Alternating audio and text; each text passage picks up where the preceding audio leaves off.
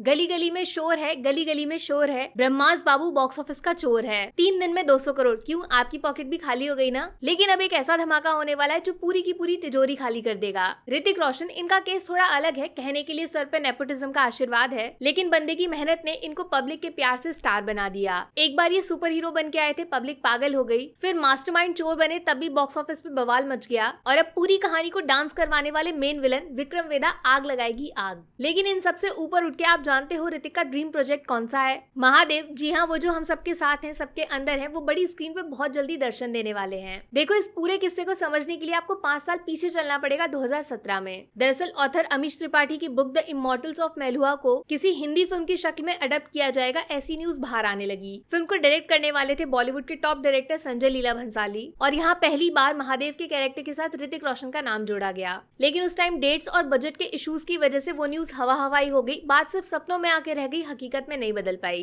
अब इसी टाइम के आसपास ना पूरे देश में बाहुबली का क्रेज चल रहा था। पार्ट 1 पार्ट 2 के बाद इस फिल्म ने पूरे इंडिया को हिला दिया, और जितना फेमस ये फिल्म हुई उतना ही ज्यादा SS राजामौली को रिस्पेक्ट मिलने लगा। तब उस टाइम एक न्यूज ये आई थी कि नेक्स्ट राजामौली सर बॉलीवुड में एंट्री मारेंगे, और उनकी फर्स्ट फिल्म कोई मामूली फिल्म नहीं, बल्कि उसका सब्जेक्ट इंडियन गॉड्स की हिस्ट्री पे बेस्ड होने वाला है, जिसमें शिव पार्वती को फोकस में डाला जाएगा। तब एक बार फिर से लॉर्ड शिवा के कैरेक्टर के लिए ऋतिक रोशन का नाम सबसे आगे चलने लगा। इनके साथ पार्वती बनने के लिए 2 एक्ट्रेसेस के नाम भी मेंशन किए गए, एक तो दीपिका पादुकोण और दूसरी कृति सेनन। लेकिन पता नहीं कैसे वो न्यूज भी कहीं दब के रह गई, सिर्फ सपनों वाली बातें, पब्लिक का दिल एक बार फिर से टूट गया। फिर अचानक से मार्केट में ब्रह्मास्त्र की एंट्री हो गई, जिसको ओरिजिनली 2020 में ही रिलीज हो जाना था। अब फिल्म को थिएटर तक पहुंचते पहुंचते लग गया टाइम, लेकिन बॉस देर आए दुरुस्त आए। फिल्म आपको कैसी लगी, कलेक्शन असली है या नकली, वो सब साइड करके एक चीज कॉमन है, हम सब इसके पार्ट 2 के लिए बहुत एक्साइटेड हैं। देव जो कैरेक्टर है, जिसका रेफरेंस पूरी फिल्म को इंटरेस्टिंग बना रहा था, उसकी कहानी बताने के लिए ब्रह्मास्त्र 2 को बनाया जाएगा। ये देव वाले कैरेक्टर का इंस्पिरेशन कोई और नहीं, अपने महादेव ही है, इतना तो आप समझ गए होंगे।